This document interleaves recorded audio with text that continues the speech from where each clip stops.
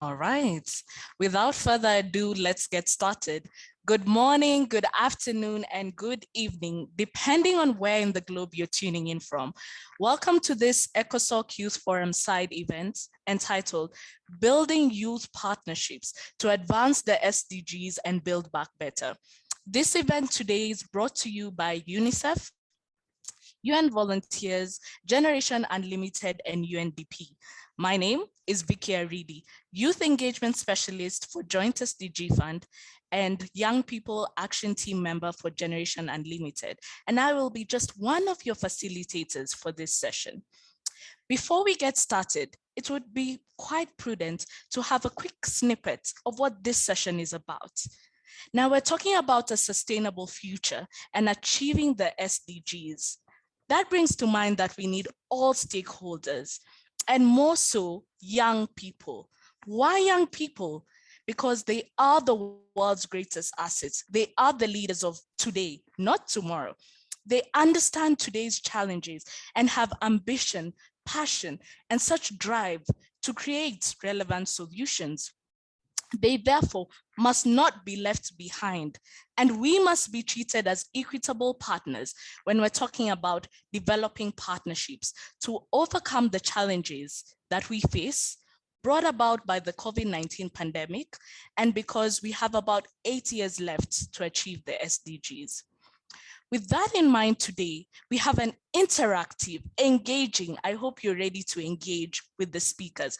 We have top tier speakers here today to really discuss how can we together build equitable partnerships that put young people at the center, at the driving seat to really achieve the SDGs, in particular SDG 4 on quality education, SDG 5 on gender equality, SDG 14, SDG 15, and SDG 17. So we're talking about life on land, life below water, and sustainable partnerships, really.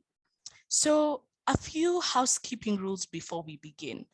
This is an engaging session, as we mentioned at the start. So feel free to give your contributions, comments, questions, and suggestions on the chat and using the Q&A below. We will then sample them and direct them to the right respondents. Also, let us know that you're joining this session via social media and feel free to tag us.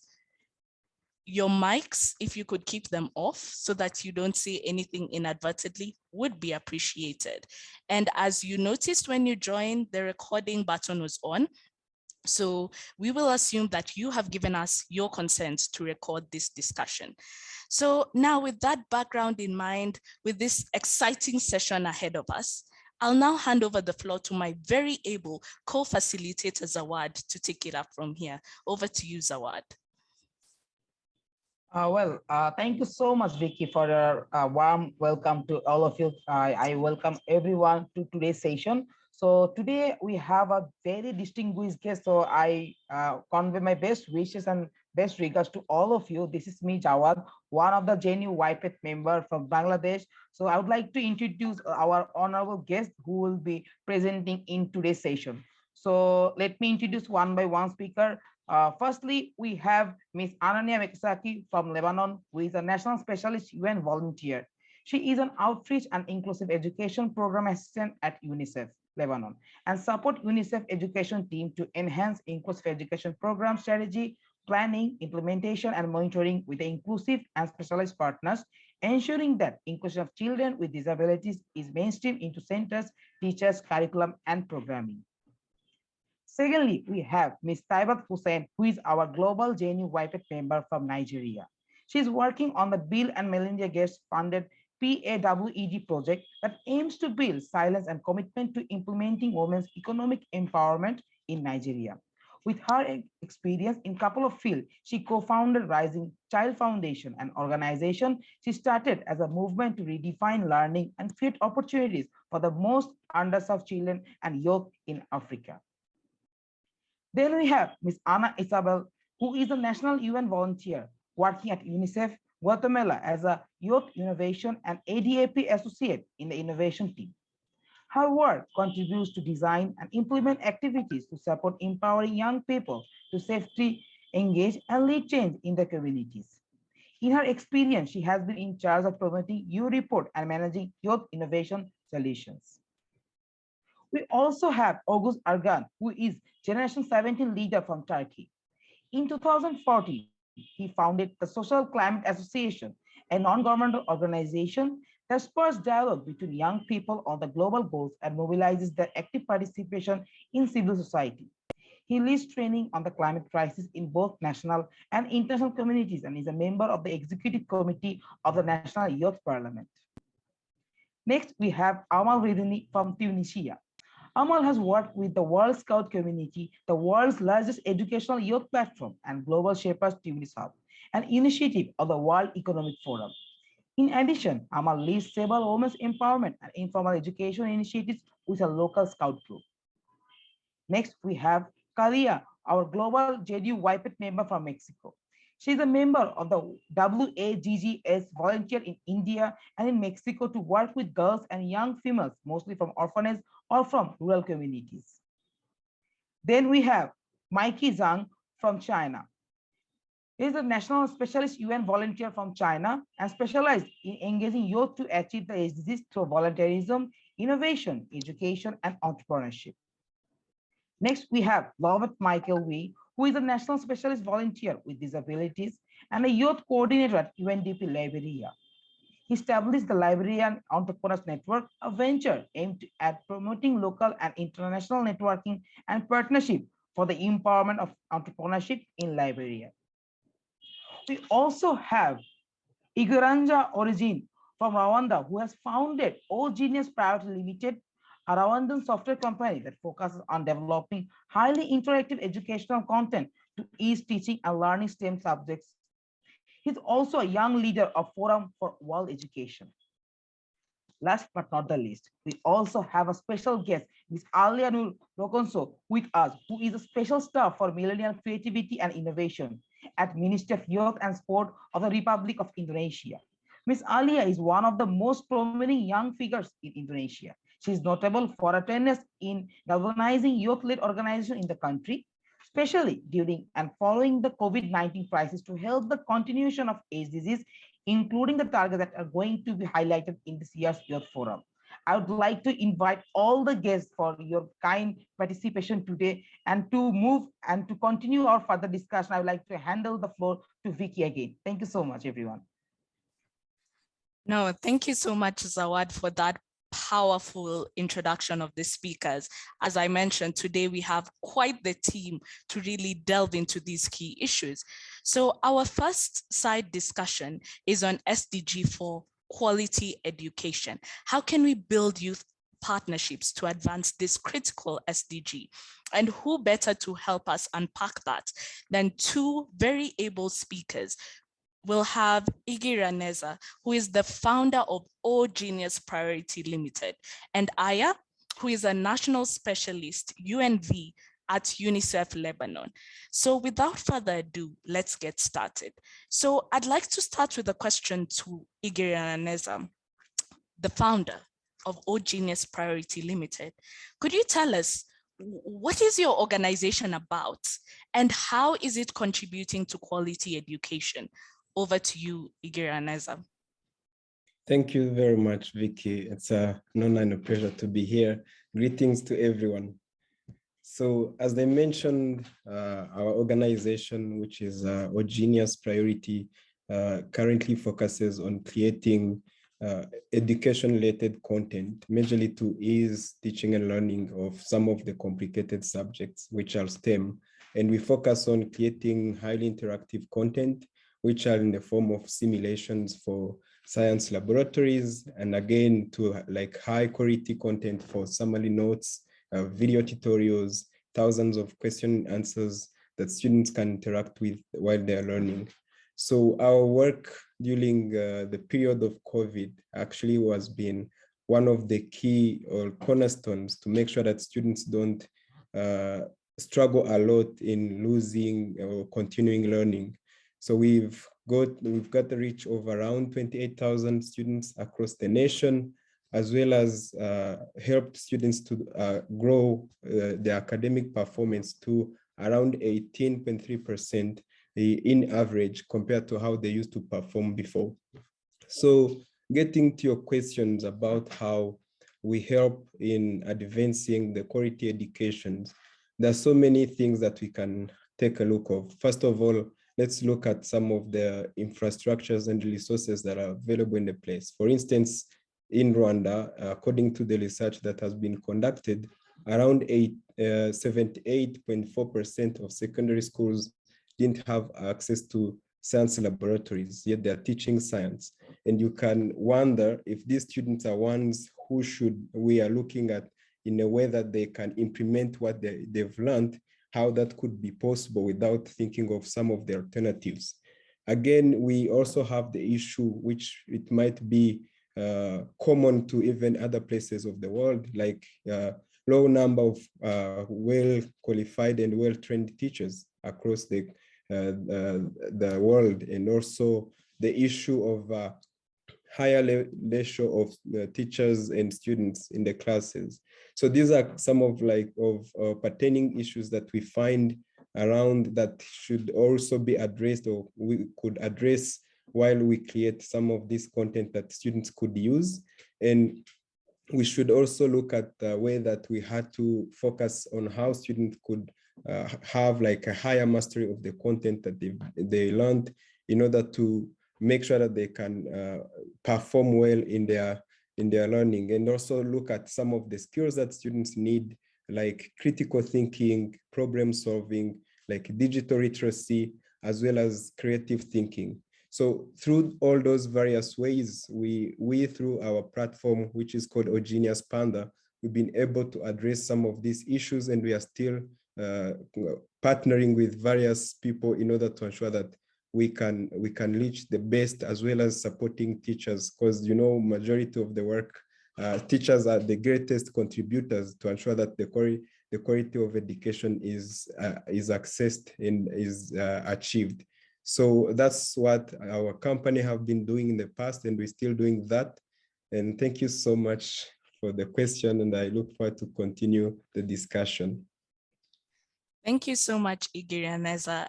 You've spoken to the heart of it, that really you're ensuring that young people in Rwanda still have access to quality education, and you've impacted 28,000 people, and also ensuring that they have access to critical thinking skills, digital literacy, which is very, very integral. Thank you so much for that.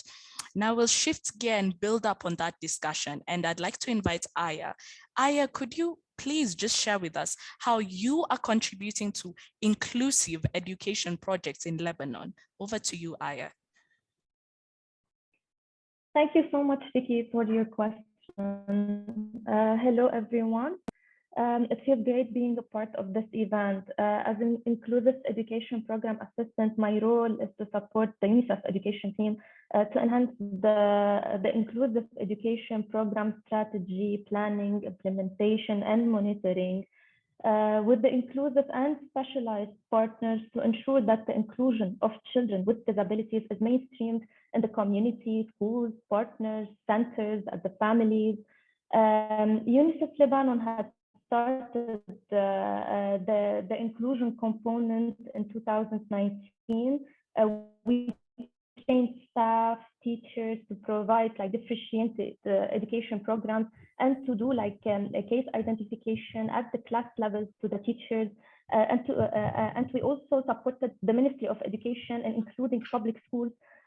This program had also started in 2018 to support the capacity building of school staff, and also to make sure that all the children with disabilities are having their assistive devices and therapy at the same time with their education, with their learning, leaving no child behind. Thank you, Vicky. Thank you so much, Aya. That was powerful, your last statement, leaving no child behind. Bringing to mind that even when we talk about quality education, it must be inclusive and it must leave no child behind. Thank you so much. Now back to you, Igirianeza. You've shared a bit about your work, but how have you really used and leveraged youth partnerships to scale up the work you're doing in Rwanda? Thank you very much, Vicky. That's a very interesting question, because ever since we created or we started working on the platform, there's a couple of things that have happened in order for us to reach the stage where we are at now. We can look at, education is one of the areas which are really highly regulated and highly controlled by governments. So whatever you are doing, you should make sure that you are working closely with them, or you are aligning with policies that are already in place. So that's what we've been doing in the past, making sure that the content that we create aligns with the curriculum that is being used. And then also that's how we could be able to win the partnership with the Ministry of Education.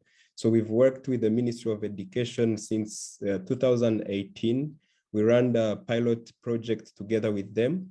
And then afterwards, that gave us like a green light to sign a partnership agreement with the ministry so that we could scale up the work. So that was like initiation stage. Later on, when pandemic COVID-19 hit, there was other things that happened, like we went into partnership with MasterCard Foundation through the program of COVID recovery and resilience in order to ensure that we could increase homebound learning. And that happened because we were able to prove that we were working and we had like a success stories behind everything that have happened by then. But that doesn't remove that there was some of the challenges that you can expect that happened. Some of those that I can enumerate, or if I talk in general, not just particularly for us as Genius, there is the issue of trust, where some places, they don't give a chance to young people to showcase what they are capable of bringing on table, or giving them a platform where they can showcase what they've been able to do. So that issue should be addressed, and it is an issue that has to be addressed in various ways, not only to the private companies or to the youth, towards the governments, but also to other development partners. And we can also talk about on our side as young people, as innovators, we should always have like a working product, which you can prove that is, you have something that you have done, and also create a story behind it, that people, it's not just you who is telling, but the people who have benefited from it have a success story that they can share with the rest, and that you can use it as a winning strategy. On the other side, there is also the issue of the financing, which is majorly coming most of times when it comes to conversations that involve young people, where you find that some of these things, for instance, like the pilot we did, we had to finance it by ourselves, yet it was involving us to move into different places. And you would wonder, like, if you are just, you just created this kind of innovation, and you wonder where you are getting the resources to invest into the operations from here and there. So it is a challenge that has to be addressed.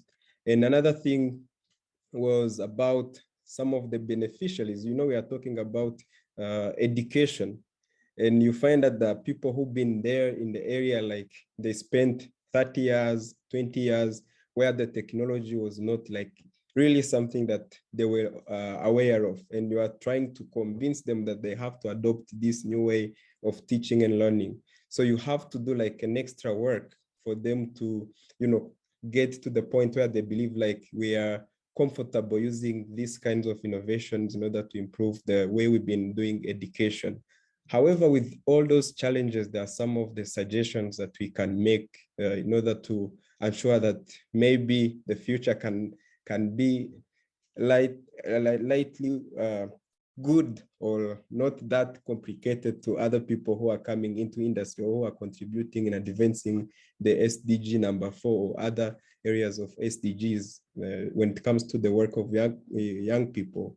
First of all, it's like creating something like a sandbox, most especially in the areas where there are so many regulations or tight requirements for people to meet. But then creating that sandbox gives a space to young people to, first of all, try out and test their products. And once they are validated, once the proof of concept is made, and then give them a space to go through all those other regulations that have to take place. The second thing that I would also suggest is to have like government allocating something like a budget for innovations, which don't necessarily have to pass through tenders, because you know the tenders that happens are somehow tight.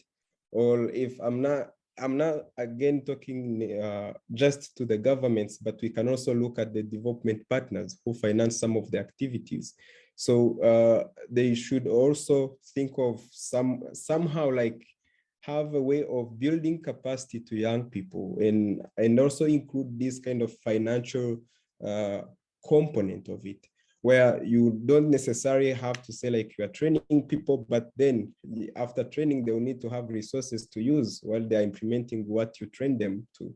And also with that, you give them, like you bet on them, because they have innovations, they have great ideas, but then they need somebody who can believe in what they are doing, and then say like, we are going to go through this journey together until you get to the great results that you are showcasing or you are promising us to have. So that's what I would say. Thank you so much. The rest we can continue with the questions. Thank you so much, Igiraneza. It's like you read my mind on the follow-up questions, but really you've spoken to some of the challenges also young founders face when you talk about finances, building that trust, ensuring you have a working product. And you've also been able to share how you've built partnerships with, the government, with different stakeholders, which is very, very impressive. Thank you for that. So now over to you, Aya. And just a question, we're also talking about COVID-19 recovery. So how have young people in Lebanon particularly responded to the return of work and school post the pandemic? Yeah, thank you, Vicky, for this very interesting question. Young people have been through a lot of challenges these past 2 years, including the COVID-19 pandemic and the economic crisis in Lebanon. Youth and young people were very happy to be back to school and to work. They faced a lot of challenges at home because of the electricity cut, the internet. The mental health of the young people got affected badly due to that. More violence were reported at home. Youth especially needed to feel actively involved at the society, to be part of something. Not having this feeling in the past 2 years had affected negatively their mental health, their well-being, but now they are more excited to be back. Thank you so much, Aya, for really sharing that, because I know for most young people across the globe, issues to do with electricity, mental health were quite critical issues even during the pandemic. And so maybe just one last question to you, Aya. What do you think are some of the best practices when we're talking about building partnerships that really place young people, especially those young people with disabilities, at the center? Could you share one or two as we wrap up? Yeah, sure. So the main fact of like building an environment where children or youth with disabilities are involved at the community is the fact that we do awareness sessions on a regular basis to the staff that we have at our partners, to the communities, to the families of all the children, to have youth with disabilities involved at schools and in the community. It's very important also to mention the fact related to learning to earning. So for the long-term employment, we should do like training for the youth with disabilities and training to the employers on inclusion, supporting youth with disabilities to learn skills such as cooking, handcrafts, to get in the end something in return, making them independent.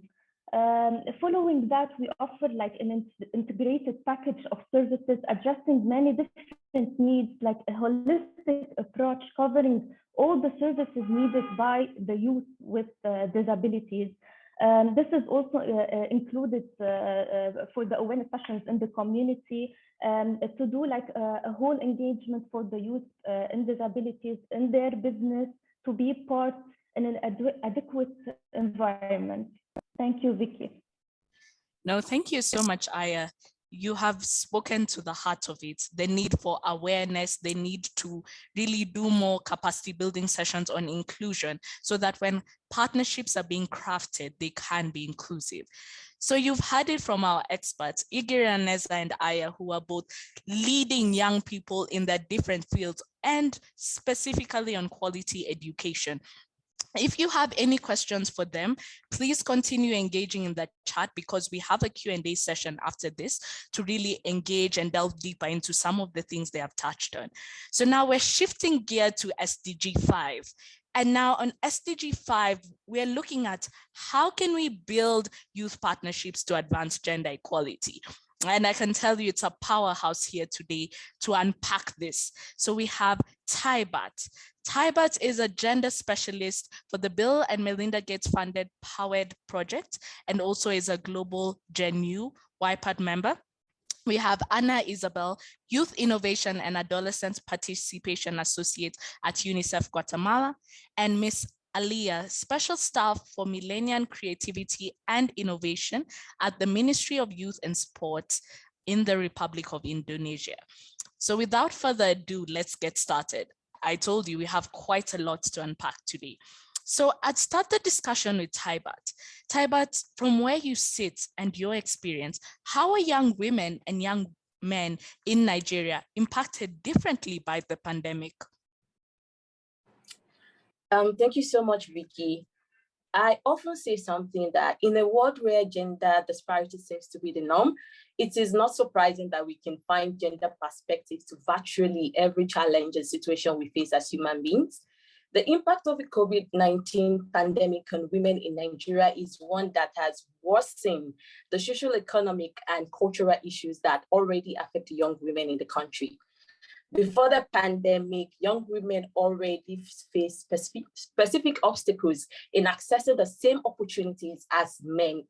Generally, women earn less, they save less, and take fewer economic risks. However, the pandemic made it even more difficult for young business owners, especially those who are females and operate in the traditionally male-dominated industries to access funding. According to the Face Institute of State of Entrepreneurship in Nigeria report, 43% of businesses are owned by female. On one hand, this signals progress, but on the other hand, there is the uneven impact that the pandemic had on these female-owned businesses. Over 34% of them did not record growth during the pandemic year, with limited access to funding being their major constraint to growth. We also know that both employers and government did not implement policies that would be friendly to women who work, and the social institutions that can provide the needed support for working women are unavailable. Also, before the pandemic, there had been recorded progress in terms of girls' education, with the number of girls dropping out of schools reducing by 79 million. This number is a result of, effort taken on girls' education over a period of 20 years. Then the pandemic came and it might have decreased this number by another 20 million, setting us back by years. Indeed, it is another pandemic within a pandemic.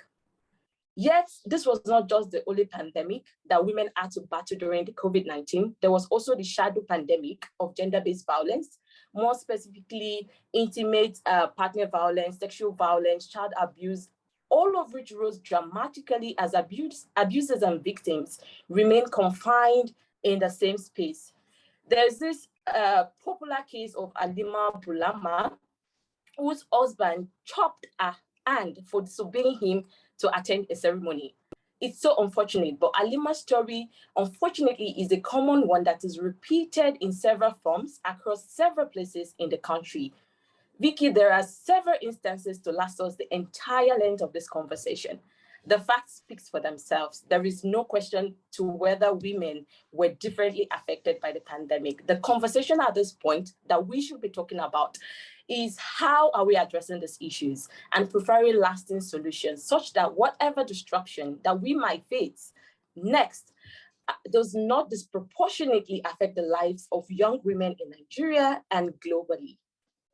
Thank you. Thank you so much, Taibat. In fact, you've said And that will be a question we'll come back to. How can we address these issues and really build back better? Because you've mentioned how young women were affected when it came to their businesses, when it came to education, more so the shadow pandemic that most of us know about, gender-based violence. So we'll need to unpack that shortly. So coming to you, Anna Isabel, and just wanted to hear your view on how can gender responsive policies impact the effectiveness of partnerships and really increase youth involvement and participation. Over to you, Anna Isabel. Thank you, Vicky. I think in my experience, gender responsive policies can provide an opportunity for young girls to express their needs and to seek an answer for them, giving them the opportunity to amplify their voice in the local context and national context. It is a tool that can open a window to amplify to the most vulnerable, to hear their voice and play a key role in their communities. For example, in 2017, in Guatemala, there was a law that allowed 14-year-old girls to get married, although for the boys, the minimum age was 16. In rural communities, this law increased problematics like early unions and child marriage, adolescent pregnancies, girls out of school, and violence. For Stephanie, a 14 indigenous girl, this was a huge problem, giving her 3 priorities in life were study, study, and study. So she started to promote the initiative 18 Yes and 14 No in her communities. In supporting this initiative, she was able to actually speak up in a conservative community and to participate as a young girl in an adolescence and in youth associations, expressing her point of view about this problematic and seeking a change for her and her friends. And with this, the support of UNICEF, she was able to reach high authorities and actually change the minimum age for both sexes to 18 years old. I believe when we take in consideration the gender analysis at the earliest possible stage of any intervention we do, like program or activity, we can actually shape and design a plan that can actually be useful for young girls in any intervention we do. Thank you so much, Anna. You've spoken to something very critical. The need to also do gender analysis before we do interventions, so that even right at the start, we can already start to address these issues of gender equality and more so ensure effective participation, more so of young women. So thank you so much for that. Now, I'd like to shift gear to Miss Aliyah and just to hear from you from where you sit. How are young people in Indonesia building alliances with the government to advance and scale up solutions for sustainable recovery and SDGs, especially in the world that we know that's been shaped by COVID-19? Over to you, Ms. Aliyah.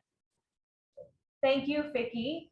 The COVID-19 pandemic has greatly negatively impacted all of our lives, and specifically for the population in the productive ages, which is the youth, us, the impact is also very extensive. Many has lost their jobs, many has to suspend and readapt their educational activities, and many has to bear the burden of supporting their loved ones and their families. However, the youth also plays a very eminent role to support the recovery process from the pandemic. We are unique not only in terms of age, but also in terms of productivity and idealism. We are able to contribute in the recovery process in many ways, such as becoming initiator and collaborator. The youth can contribute to recovery through various programs such as institutional and organizational initiatives, much like what I am a part of. And through the right approach, we can find a place to be heard and be active. In my experience, the Indonesian youth has a great passion through their participation to make a huge difference. Many youth-led organizations, such as the one that I'm a part of, have done great works during this pandemic with regards to vaccine distribution, fundraising programs, and publication campaigns. And a lot of youth in Indonesia have even participated in COVID-19 as volunteers, as healthcare workers, and other frontline people. The youth can take part in a few main roles, such as the promoter, using social media networks, educational institutions, and various community programs to promote health protocols and vaccinations. Fundraiser, creating online fundraisers program to help those affected by the pandemic. Inventor, creating new technology for methods of detection, prevention, and even psychological assistance, and hoax preventer, which helps prevent the spread of misinformation and anti-hoax campaign. On gender equality and women empowerment, all across the world, reports have noted how the COVID-19 pandemic have disproportionately impacted women, and it is significantly increasing the burden of unpaid care, which is disproportionately carried by women. And with inequitable access to finance, training, and technology, the potential of young women to uplift their communities all often goes unrealized. And it's very important to particularly focus to women in the recovery process, especially young women. So we should not only focus on protection of women, but also the participation and leadership. Women are vulnerable, not because we are weak, but also oftentimes patriarchal values are still widely embraced by the community, which narrows our access to participate and enjoy the benefits of development. Women has and continues to play key roles in the recovery process. We have encouraged each other to collaborate, and even a lot of women has to end up becoming entrepreneurs to support their families and their loved ones. We need to support, strengthen, and mobilize various youth networks, especially with young women in the front as leaders. I think the government of Indonesia has done a great job of that by providing various leadership and key strategic positions in the government for women, such as the position that I hold right now. We need the youth network and movement in Indonesia stands ready to support the greater solidarity and network of youth in the region and even at international levels. To be able to realize gender equality requires the cooperation from all parties, from the central, local, private parties, community institutions, and of course, women themselves. Thank you. Thank you so much, Ms. Aliyah. One quote you said is that you really have to ensure that it's no longer just about protection, but women's participation and leadership. And really, you also touched a bit on some of the challenges women face when we talk about unpaid care that in some contexts is not taken as work, which is very, very critical. I see we're about to wind the discussion, so just a gentle reminder to keep engaging with us in the chat. And maybe I'd like to pose this question to all the panelists, and we can start in the order you spoke. From where you sit, what are the best practices in building partnerships that place young people, more so young women, at the center? So we can start with you, Taibat, then move to Anna Isabel, then Miss Aliyah. If you could just say very briefly some of the best practices. Over to you, Taibat. Thank you so much, Vicky. Partnership should be anchored on the principle of inclusion and equalities in terms of value. And as I said earlier and other speakers, the pandemic affected young women the most. As such, deliberate efforts towards actualizing the last goal of the SDG with a gender lens should be pushed for by all holistically to harness the democratic dividends, build resilience, and also transform the society. Young people, and most especially women, should be given a seat and a voice at the table. So the best practices in building such partnerships should be based on shared value, partnership parameters, ensuring adequate training, evaluation, and timely communication. These best practices have been tested and worked. The DRPC-powered model that supports young women by bringing youth-led and youth-focused organizations to form a coalition to advance young women's economic empowerment in Nigeria is a case in point. As a senior technical advisor on the project, we have supported young women to document the issues that they are facing and translate this issue into key advocacy acts towards preferring solutions to these challenges that they are faced with.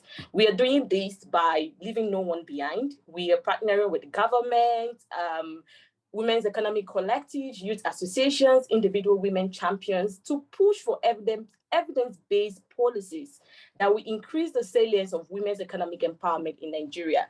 Having young women at the heart of this project has translated to results, as no one knows how these issues affect young people than young people themselves. Another enviable example that I do make reference to is the Gen U Young People's Action Team, because when we allow ourselves as young people to come together to build ourselves in terms of capacity, To forge strong voices using various platforms, we are already as close to the change that we want to see. So partnership employ a strength plus strength approach. And the goal is for us all to leverage on our particular strengths to achieve the results that we desire. Thank you, Taibat. You've mentioned leverage on our particular strength. Women should have a seat and a voice. And when we're looking at the SDGs, always maintain the gender lens.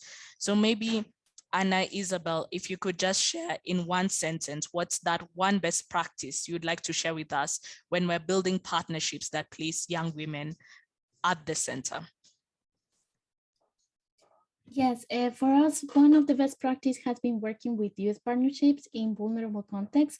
Through youth partnership, we can actually reach the girls and population who does not have the opportunity to speak up, who is out of school, or who does not have access to health services or protection services. And with youth partnership, we can also address forbidden topics or taboo topics for close communities like sexuality, HIV, violence, and actually inform young girls about all these needs and the rights so they can actually become agents of change in their own spaces. Thank you so much. For young girls to be agents of change, that's powerful. And for you, Miss Alia, maybe in just one sentence as we wind down, could you share with us a best practice in building partnerships with young people, more so young women from the Indonesian government where you sit? Okay, I think it definitely starts with the relationship between one young woman to another, as opposed to tearing each other down. I think it's best that we learn to support one another in whatever endeavor that we are going for. We also need to continuously promote collaborative efforts from all aspects of government, from local to national, international, from the private sector and all that. We need to realize that the importance of using each other's areas of expertise to achieve a common goal, which is to push the gender equality agenda. And also we need to push women to be more confident, to be more aware of the situation happening around us, so that we can invoke change in our own communities. And we need to fabricate a system of networks with actors and women in different expertise and skills. Thank you so much. The relationship begins from one woman to another. Support one another. I think that's a powerful takeaway. So thank you so much, Taibat. Thank you so much, Miss Alia, and thank you so much, Anna, for that. So please keep engaging in the chat. Don't go anywhere. We still have 2 powerful and exciting sessions coming up on SDG 14, 15, and 17. And I've been your moderator, Vicky Aridi, and now we're shifting gear to our next moderator and facilitator for the next sessions. Zawad, over to you. Thank you for your time. All right. Thank you so much, Vicky, for your kind introduction again and welcoming me back again. So it was a nice panel discussion, and I was really fascinated to hear from all the speakers that we have done. They have done so many things about quality education, gender equality. So moving on to our next part, we would like to address one of the burning issues that everyone has talked about is the climate change. So our next panel discussion will be on the building youth partnerships to advance the life below water or on land. Before moving on to our next panel discussion, I would like to request everyone to keep yourself engaged in the chat box. If you'd like to ask any question, we also have a Q&A round, so you can ask to the speaker that if you have any questions. So moving on to our next part, I would like to invite 2 of the amazing guests that would introduce for our today's panel discussion. We have Amal, who is from Tunisia. She has worked with the World Scout community, the world's largest educational youth movement and global Shepherds Activities Hub. Next, we have Oguz Argan, who is Generation 17 leader from Turkey. In 2014, he has founded the Social Climate Association, a non-governmental organization that spurs dialogue between young people on the global goals and mobilizes their active participation in civil society. So I would like to start the panel discussion with Amal and ask you that what ways can the private and public sector come together to combat climate change, and what is the role of youth partnership in ensuring a sustainable future? Yeah, thank you, Zawad, and thank you everyone who's tuning in and who's joining us for the ECOSOC Youth Forum side event. Well, I think while all the SDGs are equally important, I think today it is the discussion around climate change is a hot topic, and this whether we are discussing SDG 13, climate action, SDG 14, life below water, SDG 15, life on land, and other interconnected SDGs. So I think that I hope we are fortunately at a level where everyone realizes the importance of climate action, be it from private sector, public sector, but also we as young people, we do also recognize our role in there. And to answer your questions, maybe mixing both questions in here, I see that young people are being the primary victims of the consequences of the threats that are the threats on life below water and life on land. And we are a generation that will have eventually to face this, so it's better to be equipped. And here I see that the role of young people is to strive and to make sure to take enough initiatives to be ready to take the lead on that, to hold other people on the top level and decision makers accountable, but at the same time not only wait and complain, but try to make sure that we have our own innovative initiatives and to try to be on top of things. So I think that in terms of the public and private sectors, it is important to also cooperate on a project. So it's important that the public sector lays the ground in terms of policies and regulations to enable the projects that are ensuring the green just transition, and that the private sector makes sure to support the financing of these projects.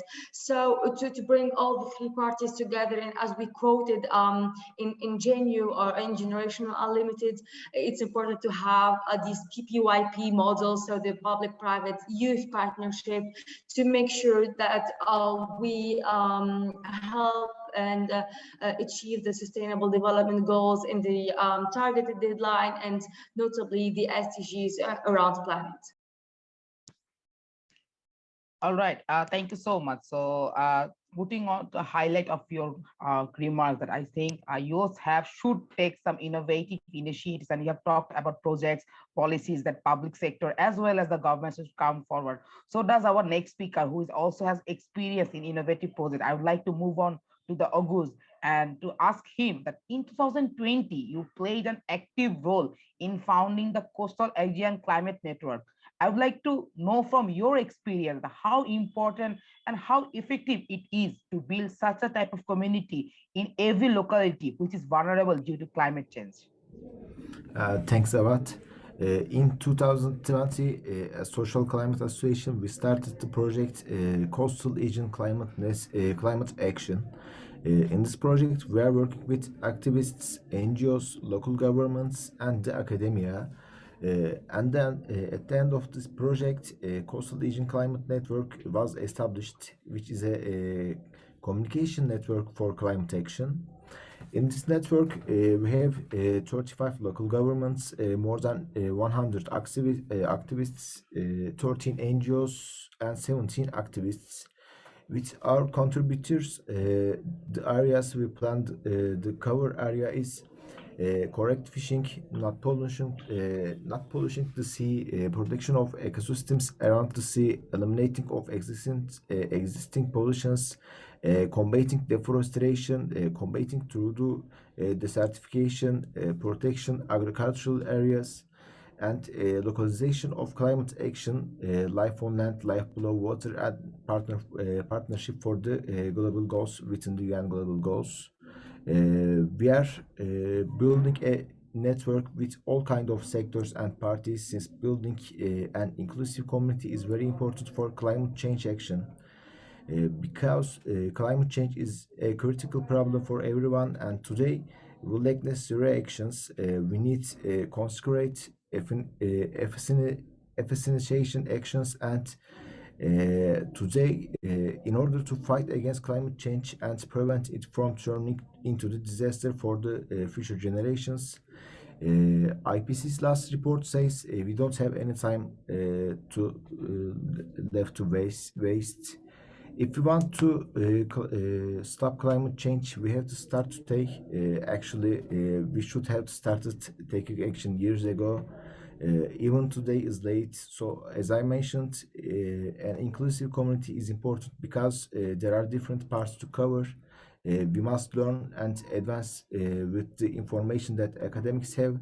We must take advantage of the power of action that local governments hold, and we must listen to NGOs and activists for local problems, and we have to work with them to solve these problems, I think.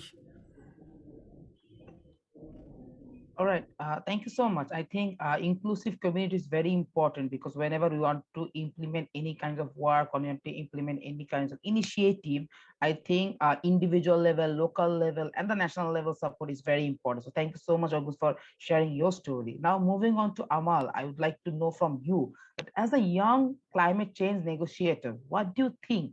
What type of policy should we take globally in order to face this burning issue of climate change?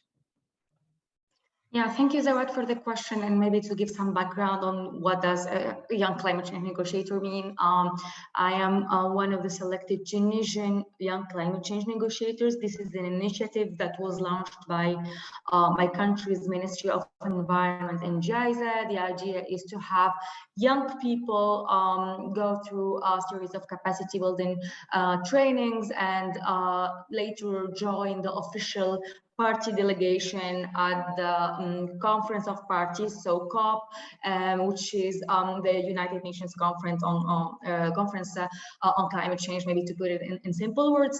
And this is where parties, representatives, and other stakeholders, including civil society, media, and join, and mainly parties here negotiate to make sure that we reach agreements, to make sure that we advance on the Paris agreements and other international frameworks that support the climate action. So I was honored to join the COP26 in Glasgow last year and to represent my country. And this is one of the personal contributions that I have if I am to answer one of the questions that popped up in the chat, of course, among others. And we are a team of 15 young people who are already engaged on the ground and on their local organizations. And this was, of course, one of the criteria that we were selected. And maybe going back to your question about the policies, I think it is also important that that there are some prohibitive actions, for example, in terms of the fossil fuels intensive activities, but at the same time, while ensuring that we are providing the means to get to other alternatives that are greener. I think that we today still need a more support to the global south in terms of the green transition, and I think that we are in need of a huge investment, be it both in terms of financial investments. So we need to advocate and to advance to the climate actions and to make sure that we are supporting both adaptation and mitigation. And today the gap is huge in terms of the budget that we are anticipating versus what we currently have. And governments and other stakeholders need to be aware that the cost of inaction actually outweighs the cost of acting fast and making sure that the Paris Agreement is alive. And I also do see that this investment is important and critical in terms of capacity building and action on climate empowerment. We are today still thinking that climate change is an elite problem and that others only should care about it. Well, it's something that interests us all. So it is important that we put some more emphasis into making sure that people get aware, the know-how of taking action and changing the lifestyle behavior. And here I shed some light on the action on climate empowerment elements, which is around education, training, public awareness, public participation, public access to information, and the international cooperation on these issues. All right, thank you so much. I think, yeah, the gap is very huge in the budget. And I think youth can actually vouch for it. And we also promote volunteerism. And with that note, I would like to go to August again, that how can youth volunteerism and volunteers be leveraged to build capacities in achieving the SDG 14 and 15?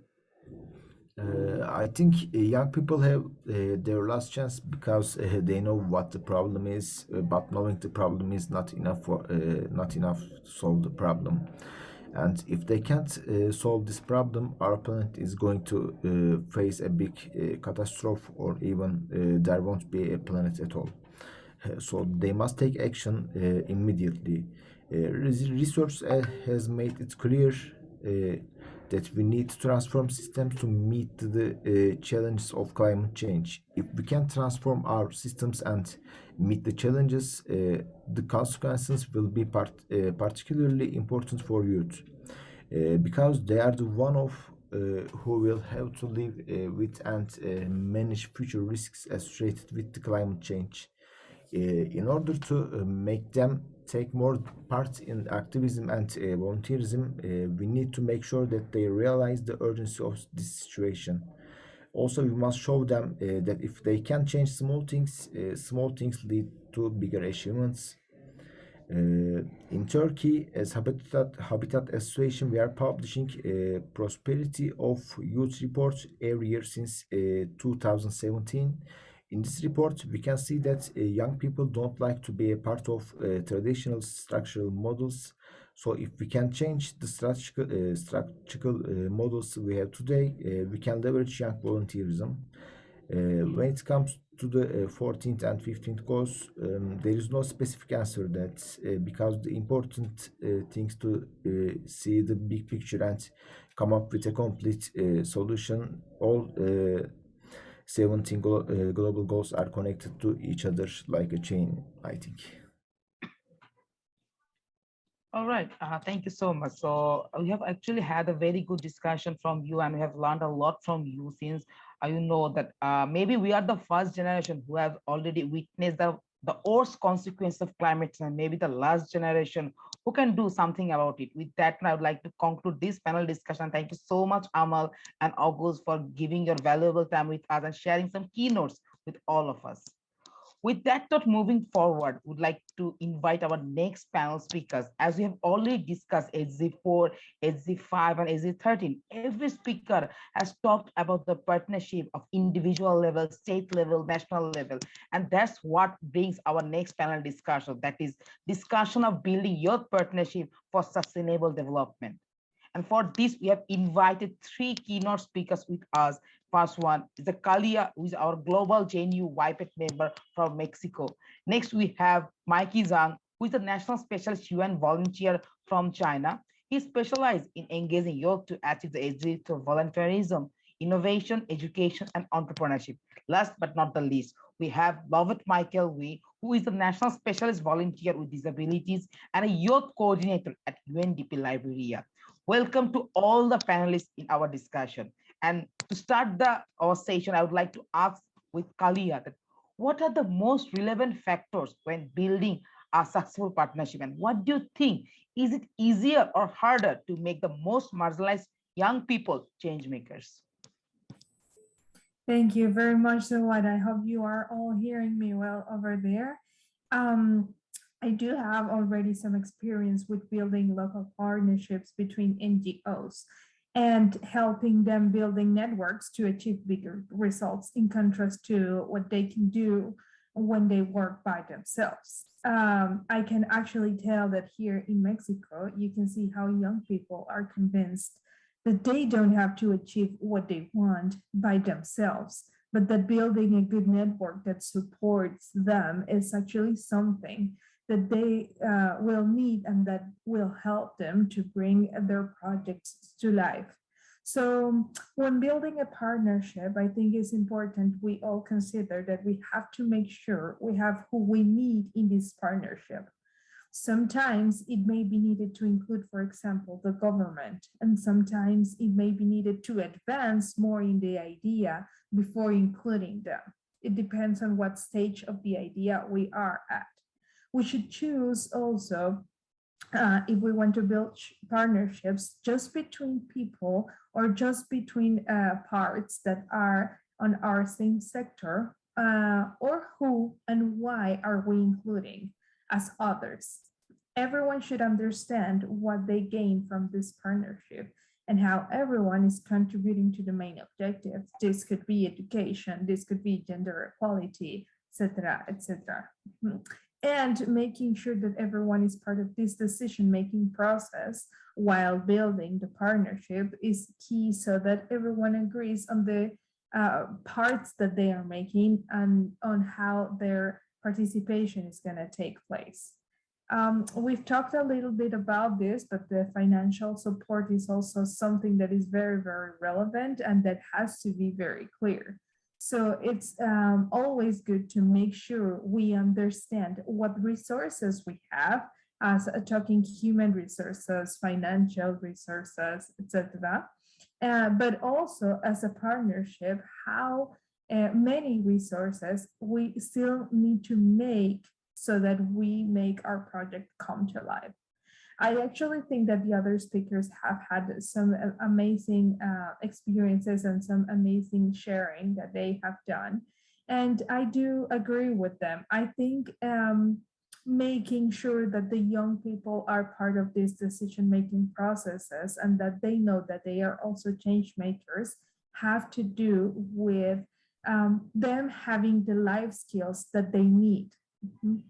So I think it's important to notice that not all of them have had a proper connection with education, but as we build these life skills with them and we show them that they have a voice and that they can use it to address what matters to them, we're also going to make sure that they start looking around and making all the connections that they need so that they have a network that supports them and make them be able to bring their projects to life or bring their projects to action so that they also address the issues that matters to them.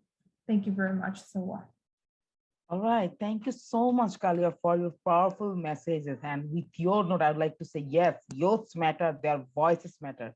And now I would like to move forward to Mikey. Since Mikey, you have already involved with so many projects with volunteerism, innovation, education, entrepreneurship. I would like to know from you that what are the youth in China enthusiastic about the SDGs and what are the future targets of your own project? Thank you so much. So hi, everyone. Regarding this question, I think to make the youth in China is enthusiastic about the SDGs, it really needs efforts from different stakeholders like the government, the private sector, NGOs, as well as the multilateral organizations. So I'll take the project I'm supporting as an example. So 5 institutions jointly sponsored the project I supported. It is based on the government, education institution, multilateral organization, partnership modality, which encourages the youth to learn the SDGs and practice them through volunteerism. So my office locates in China's Housekeeping Science and Culture Center for Young People, which is a state-level extracurriculum education institution for the youth, and also the national experimental and demonstration platform to contribute to the growth of the youth. Also, it is a channel for Chinese youth and international youth to communicate, understand, interact, and cooperate. Also promote Chinese traditional culture and the SDGs. So some of the youth, they may know about the SDGs, but they don't know it systematically at the early stage. They might know about saving electricity and water, or they know how to reuse plastic bags, but we would like to teach them more SDG relevant activities through our project, such as how their activities could influence the world. So by doing so, they are able to learn about the STEM knowledge and the SDGs. And then they become the leaders of the future of the world with global competencies. So taking one of our prominent activities as an example, which is called Movers Program China, and it's aimed to train a group of Chinese youth to advocate and pursue SDGs by providing them with training on different goals. And after finishing the tutorial training, the youth volunteers can share SDGs knowledge with their communities or personal networks through workshops. And we didn't expect it have such a great impact at the beginning, actually. However, the outcome is far beyond our thoughts, and a large group of youth that strongly support the SDGs, then they're very eager to join us. So these young people have various features like representative from the youth organizations or ethnic minority groups or gender equality advocates, etc. And they gradually became the link of our movers network and helping us to connect with more people. And that's how we get our partnership and how they start to change this world. So this year we have been really fortunate to connect with more local youth organizations in China. By partnering with them, we have been able to provide more youth with the opportunity to learn about the SDGs and expand the influence of Movers Program China. And I'm very thrilled that more youth will be able to learn SDGs this year. So in terms of this activity, we actually learned that some participants determine their future career plans, and some want to establish like sustainability organization or join a charity group or plan to contribute to the SDGs by entering the United Nations. Others have found the inspiration through the trainings and our projects. So like they embedded these ideas into their startup companies. So our partners also benefit from our collaborations by integrating the SDGs concept into their organizations or into their companies and various projects. Also very happy to see some movers from China actually join today's event as our audiences. So our project aims to localize the SDGs in China and help people in need, especially the youth and the vulnerable group, which are the leaders of our future world. So this is still a long way to go before reaching the target of leave no one behind. Hence, more efforts from a larger group of people are needed. We truly welcome you to join us if you are interested. And achieving SDGs is my mission, also is yours, and it's our joint mission. Thank you so much. Thank you so much, Mikey, for your kind words. And if I highlight the journey of Movers Program, I think I would like to say that I'm also one of the first envoys in all over Asia Pacific of Movers Program. So I think I'm also a beneficiary of that particular program, which has been running so fast in Bangladesh as well. So thank you so much for sharing your thoughts. And moving on to Lovett, I would like to ask you that whenever we talk about the partnership, being a part of the Gen Z and when it interact with the Gen X or something older than us, sometimes there becomes a gap in their communication. So I would like to ask that how can we leverage intergenerational partnerships for a more sustainable and developed world? Okay, thank you so much for the opportunity, and thank you to the panelists and everyone who've joined to make this very interactive and successful. So firstly, before we talk about leveraging how young people intergenerational partnership, we should first go back and see what does SDG 17 say. SDG 17 has several targets, 19 targets, and one of the targets talk about capacity building. That's one thing that most of the speakers have spoken of, that young people need to be developed, their capacity needs to be built.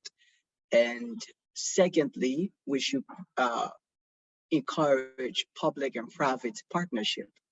So my work here at UNDP Liberia is to ensure that young people's activity are mainstreamed into programs that the country office runs.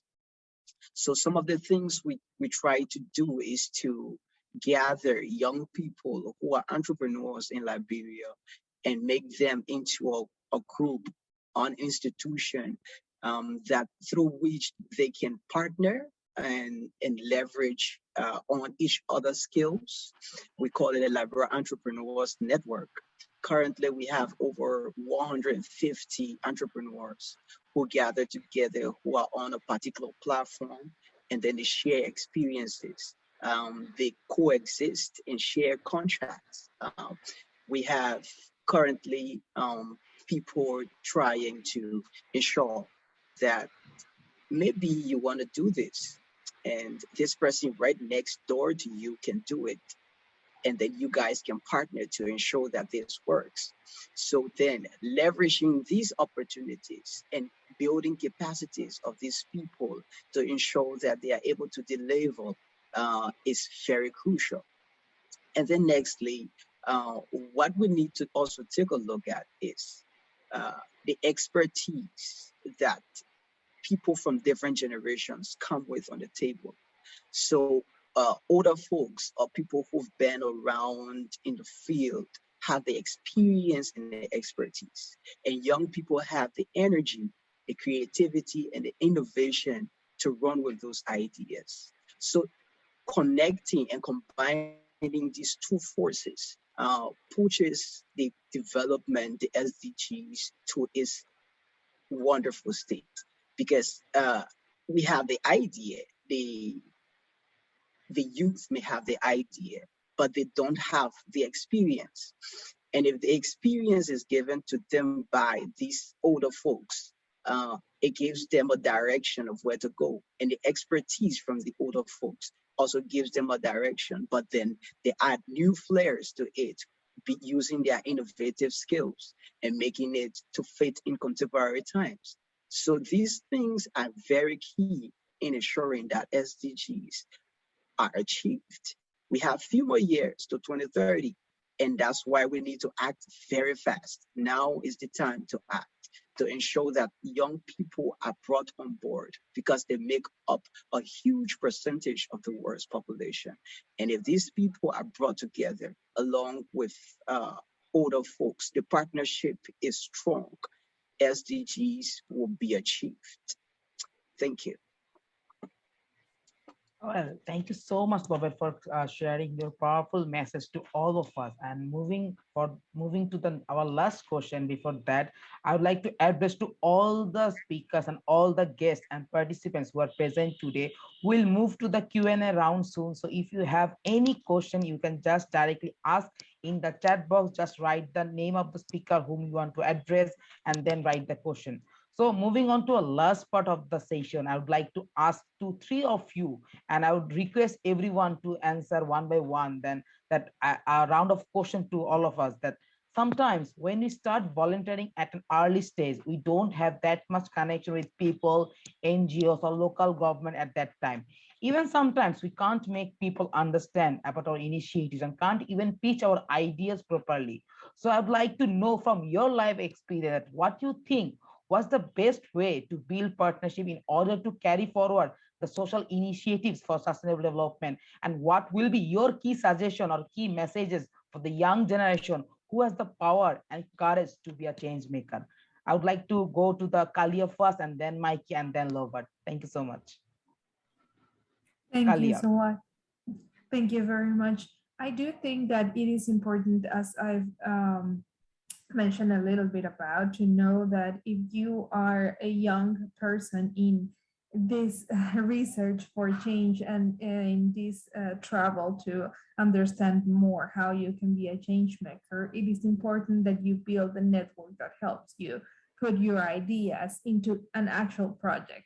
It's something that happens very often, that maybe we have some ideas of how it is going to look like, how it is going to bring results, how are we going to make our project be something that actually helps us all achieve the SDGs. But it is important to build a network of people that you can count on, that can help you with the actual technical issues of bringing into a project, to bringing it to life. So don't feel alone on this journey, and know that there are a lot of supporting people that can help you bring this into an actual project so that it can help all of your community. That would be one of the key things that I think are important to actually having a project and making it live. And also making sure that you understand that it's all going to be a journey. It may be a project that comes to life and scales up very, very quickly, but it can also be something that takes some time. It needs a lot of work. You need to put a lot of effort on it. So you need to make sure that you understand that it's all going to be a journey and that you're going to be learning from all this journey, but that it is absolutely going to help us all achieve the SDGs. That's what I would like to add so far. I don't know, Mikey, what would you like to add to this? Yes, thank you, Kalia. So like in my opinion, same with Kalia, just do not hesitate to ask for help. You have lots of peers, and my experience is that while participating into various activities, we're able to get to know people with common goals. And I think this is the best way for us to promote our ideas among others. Probably some of people, they may agree with you, however others don't, but at least you know that someone is on your side and they will be agree with you. And fortunately, some of the SDG advocates, they have very abundant experience, and they can support you and broaden your voice through their network. So like in my opinion, same with the Kali one, the first one, like don't be nervous and don't hesitate to reach out to different groups of people.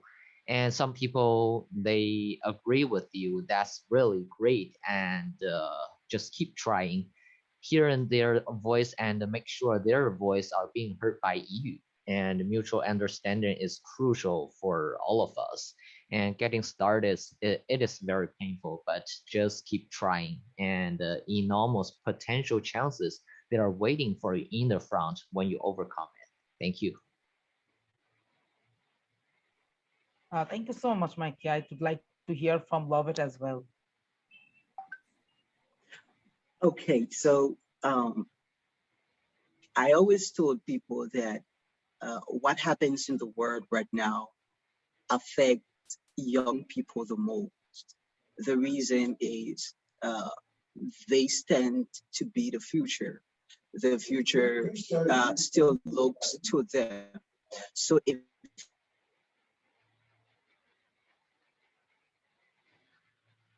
for any reason, portion of our world, the young people tend to be affected more. So what I encourage people to do is to engage.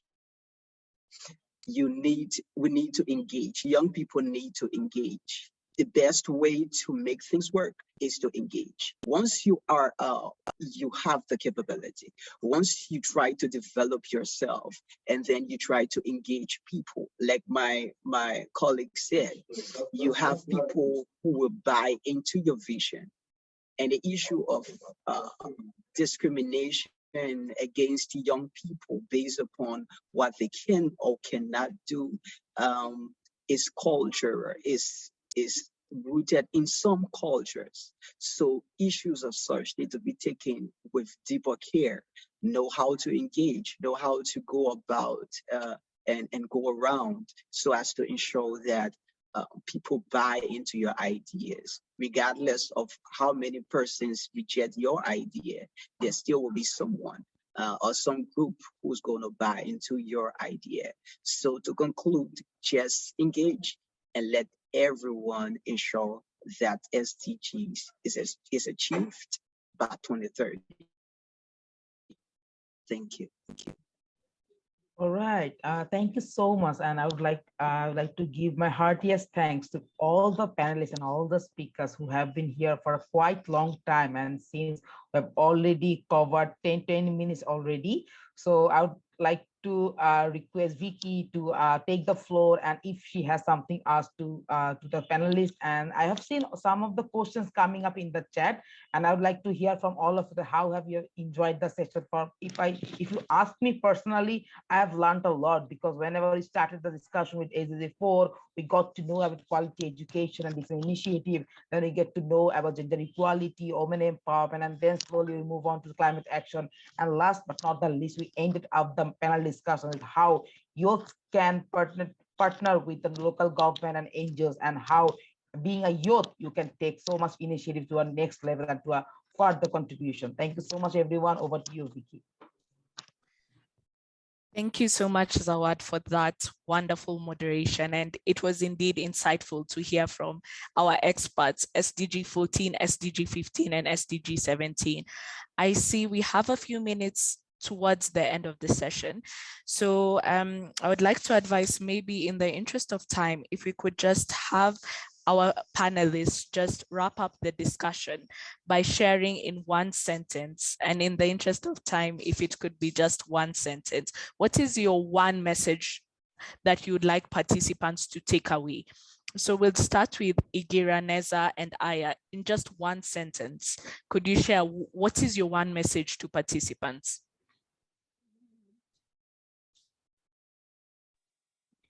Igira, Neza, and Aya, are you still with us? Yes, I'm here. All right, over to you, Aya. Just in one sentence, your message. Origin, if you want to step in. Wow, that's a very challenging question, but I'll go with, yes, we are young people, we are youth, but that doesn't have to justify that we need to get like favors. Instead, we have to prove through actions that we are capable.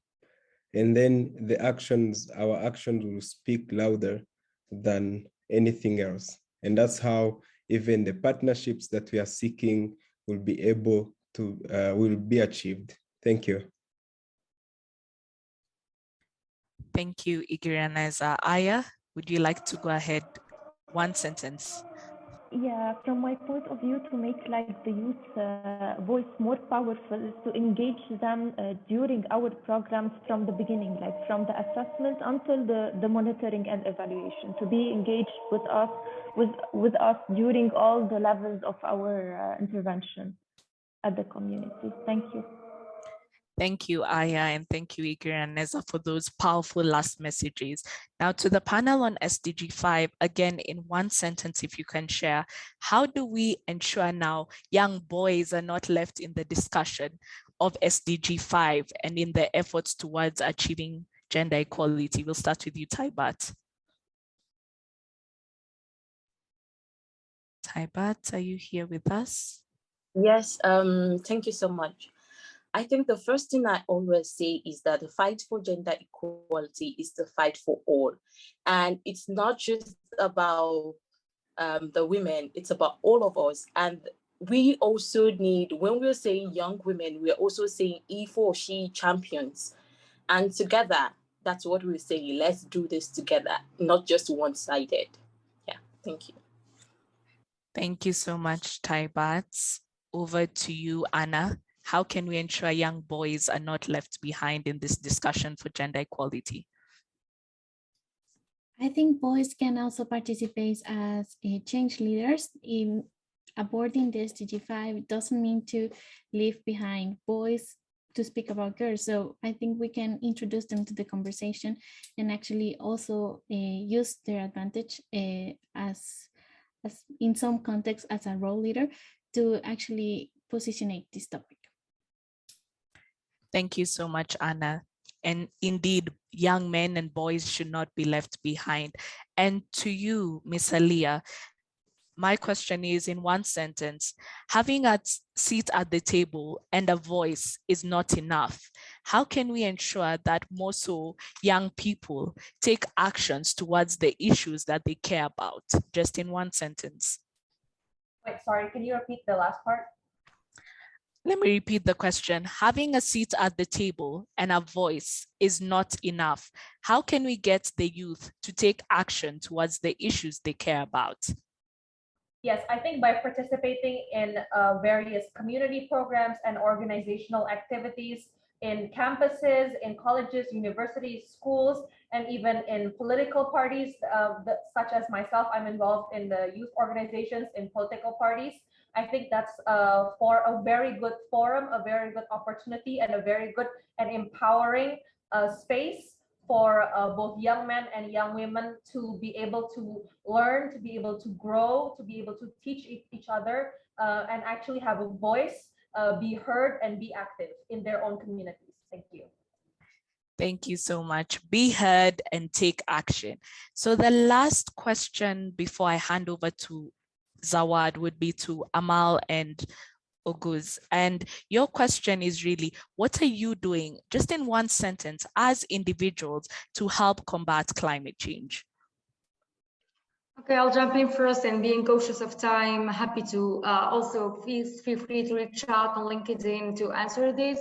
I'm personally being involved with the network of the Tunisian Young Climate Change Negotiators to negotiate on behalf of Tunisia. It's a learning process, not there yet. I'm a younger member, which is the United Nations Framework Convention on Climate Change official youth constituency. But also aside from that, I'm trying to bridge the knowledge on local level with the scouts, and also in my capacity of a private sector employee, I'm trying to bring the knowledge I learn in negotiations to the company I work in, while I try to advocate for our net zero commitment, for our climate strategy. So these are some of the aspects I'm currently doing to leverage my climate action.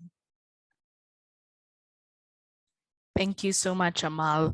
And maybe Oguz, would you like to share in one sentence what you are doing for climate action? In Social Climate Association, we are working with children and youth for climate action. We are doing trainings, hackathons, and preparing certain reports with local governments. For example, last year we published a volunteer local SDG report with Izmir Metropolitan Municipality. Besides, I work at Habitat Association.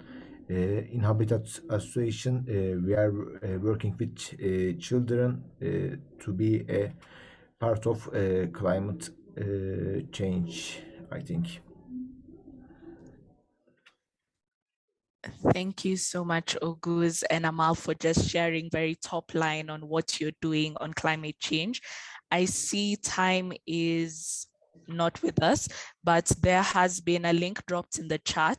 If you could feel free to use that link to share any additional questions, comments, and we'll ensure that it reaches the right speaker. And we continue this discussion. This is just the foundation for much more exciting discussions on youth partnerships. So thank you so much for your time. I'll now hand over the floor to my colleague Zawad to wrap it up. Over to you, Zawad. All right, thank you so much. Since Vicky has said that this is not the end, actually, this is the beginning of a new future. We can actually continue our conversation in a more later way. So whenever we actually started our session today, our main objective was a building sustainable future and achieving the SDGs, so that which requires all the stakeholders and sectors to come together. And you know, young people are the sources of inspiration, and they are the world's greatest asset and leaders of tomorrow. And I think they understand today's challenge much more better, and that's what our today's main objective was. I would like to give a round of thanks to all the speakers, all the panelists, and all the participants for being with us for such a long time. And I hope to see you in the next event as well. And together, I think if we can work together, and if you want to ensure the inclusive society, we should come forward to work for the sustainable development goals, and we should keep in mind that no one should leave behind. We should build a more sustainable, greener, and inclusive society. With that note, I would like to give thanks to Vicky as well for supporting me in conducting all the sessions and to prepare all the things for you. And thanks to all the amazing participants for being so cooperative with us. And I hope to meet you again in the next event. With that note, I'd like to conclude my speech. Thank you, everyone. Have a good day. Good night, everyone. Bye. Thank you. Thanks a lot, everyone. Thank you so much. Thank you so much. Terima kasih. Thank you. Thank you.